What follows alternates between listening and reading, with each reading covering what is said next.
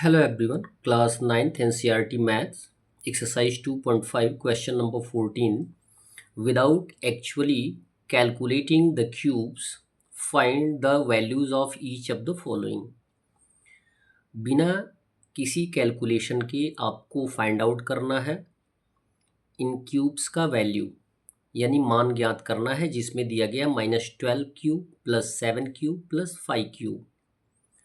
तो हम इसमें कौन सी आइडेंटिटी यूज़ करेंगे, आपको क्वेश्चन नंबर 13 में आना है। क्वेश्चन नंबर 13 में आपने एक आइडेंटिटी शो की थी, x cube plus y cube plus z cube equal होता है 3xyz। क्लियर है?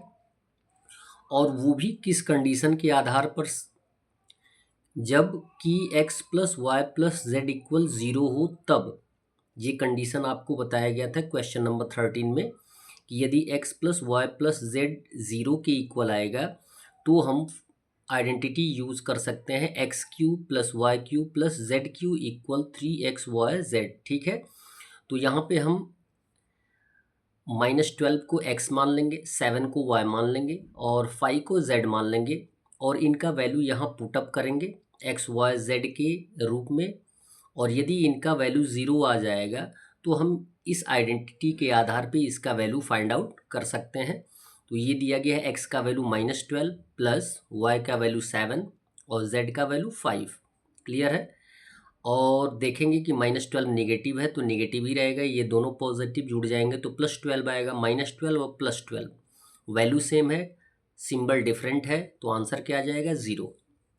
ठीक है, 0 आएगा।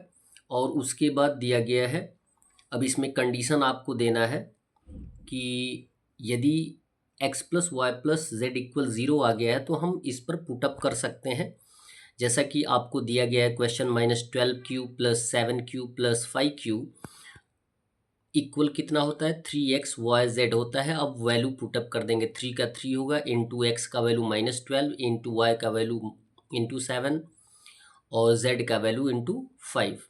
मल्टीप्लाई कर देंगे, 3 से -12 में -36 आएगा, 7 5 ज़ा 35 और -36 इंटू 35 मल्टीप्लाई कर देंगे तो माइनस इंटू प्लस क्या हो जाएगा माइनस और 1260 ये हो जाएगा हमारा वैल्यू। सेकंड क्वेश्चन दिया गया है 28 cube plus -15 cube plus -13 cube.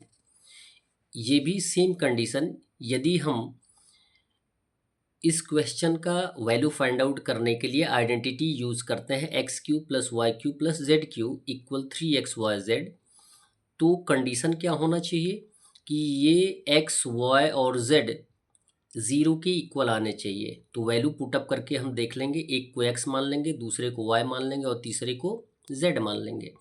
तो x का वैल्यू हो जाएगा 28 प्लस ब्रैकेट में लिखेंगे -15 प्लस z का वैल्यू -13 इक्वल कितना आ जाएगा 0। 28 का 28 plus minus -15 plus minus -13 equal 0। 28 positive है और ये दोनों क्या है निगेटिव है, निगेटिव दोनों जुड़ जाएंगे तो आंसर क्या होगा निगेटिव ही होगा।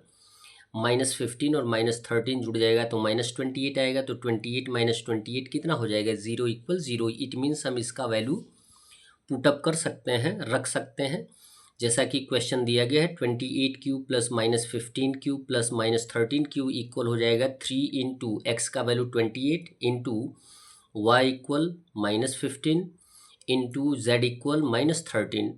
अब यहाँ पे 3 इंटू 28 को मल्टीप्लाई करके आप पेयर फाइंड आउट करके भी मल्टीप्लाई कर सकते हैं या एक साथ भी मल्टीप्लाई कर सकते हैं, लेकिन ये संभव नहीं है। यदि आप पेयर फाइंड आउट करते हैं तो 3 इंटू 28 को मल्टीप्लाई करके पहले लिखिए, ठीक है, इंटू का सिंबल दीजिए, माइनस इंटू माइनस क्या होता है प्लस, 15 से 13 को मल्टीप्लाई करके लिखिए और फिर दोनों को मल्टीप्लाई कर दीजिएगा तो आंसर आ जाएगा 16,380। ये हो जाएगा आपका वैल्यू। That's all. वीडियो को लाइक करें और चैनल को अवश्य सब्सक्राइब करें। धन्यवाद।